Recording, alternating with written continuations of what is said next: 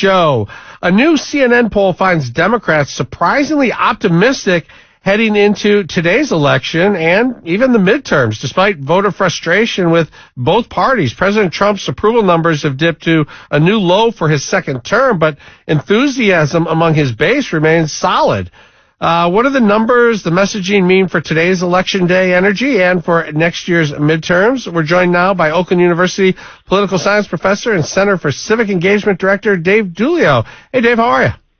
I'm well, Kevin. Good morning. Thanks for having me. Yeah, I appreciate you being here. To me, it feels like everybody's mad at all of all of the politicians. This shutdown is just a big drag, and all the finger pointing by both parties, and nobody seeming to try and do anything to bring an end to it. I think is just upsetting, a downside for anybody who's in office currently. But is there reason for Democrats to be optimistic here?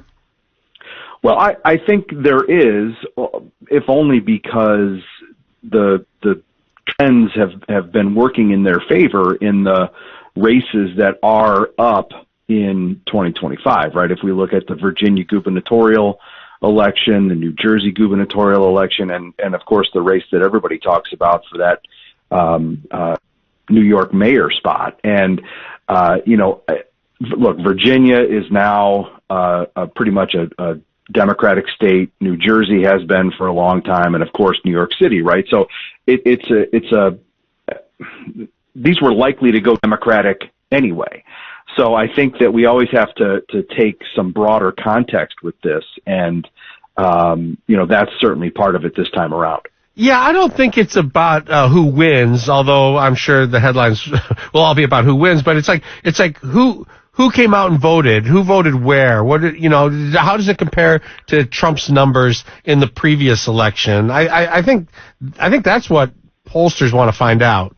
Well, I think that's really important for us when we take a look ahead toward 2026, right? And here's where there's good news and bad news for President Trump and the Republicans. Now, as you mentioned, he's taken a slide in the job approval ratings here in the last month or so. I think that's entirely shutdown related. I mean, and he's sort of taken the brunt of the dissatisfaction with the dysfunction in Washington. But on the good side of the ledger here, President Trump has a better job approval rating now than Barack Obama did at this point in his second term.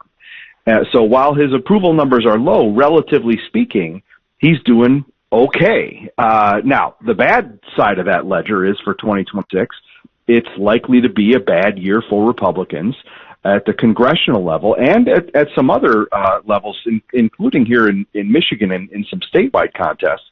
And that just is a fact of history where we look back at the results in midterm elections and the president's party almost always takes a beating.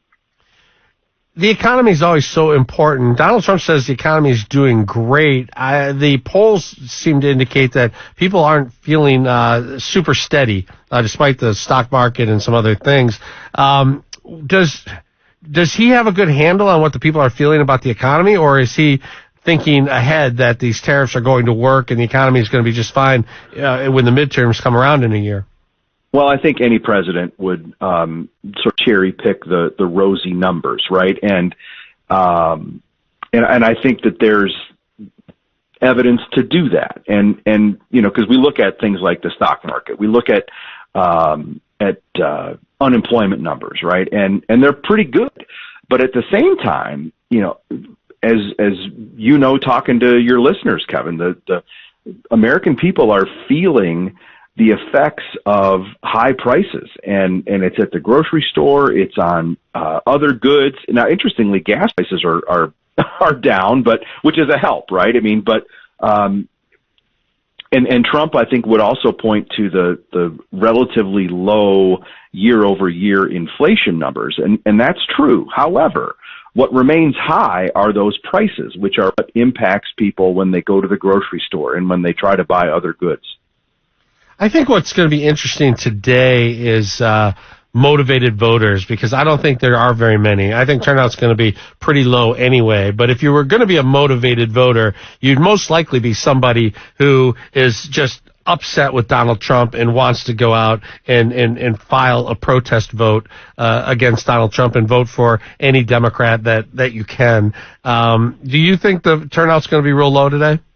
It usually is. Not only in, we think about 2026, midterm elections usually have roughly 20 points lower in terms of voter turnout. And then you come back to 2025, odd year, at least here in Michigan, right? There's not a whole lot of really salient races that are on the ballot, maybe outside of Detroit mayor and Pontiac mayor and some others, city council in say Troy or other local municipalities. But even in those other national races that are going to get attention, I would agree there's going to be pretty low turnout. So what do the Democrats or Republicans or both do to go after independent voters at this point? And how much does that play out in the shutdown?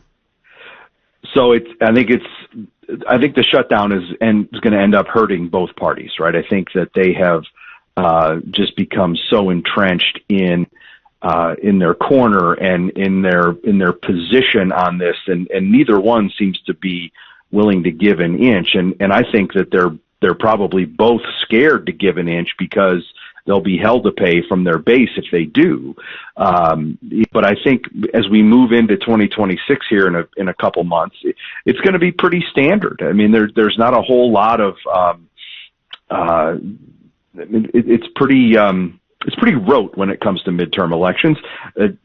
Democrats are going to look to nationalize the 2026 cycle and talk about Trump and how bad things are, and Republicans are going to try to bring it home to talk about, well, it's that's Washington, that doesn't really matter here in our district or in our state, and sometimes it'll work and sometimes it won't. It really depends on who's running and what message they have in their specific race to connect with their potential constituents. Yeah, I wonder if people will forget about the shutdown a year from now and will just be focused on whatever's right in front of them. And I wonder, like Donald Trump, running on closing the border and then coming out and closing the border so quickly, if people even give any real, not that they want to give credit for the win, but if it results in any new votes. Well, I think, that it'll be interesting to see how this changes over the next 8 or 9 months, right? But right now, the economy is by far the most important issue to huge numbers of Americans, right? And that's not to say that other issues like immigration or crime or other things aren't important, but it's just that the economy is so far out ahead in terms of what's on the American people's mind. And again, it's usually the party in power who gets judged on how the economy's doing, right? They're sort of held responsible for economic performance. Dave Giulio, Director, Center of Civic Engagement, Political Science Professor at Oakland University. Appreciate you so much. Thank you. Yep, have a great day. Yeah, maybe that's why presidents go out and create their own problems so that they can then fix them in time for the next upcoming election. Something to think about.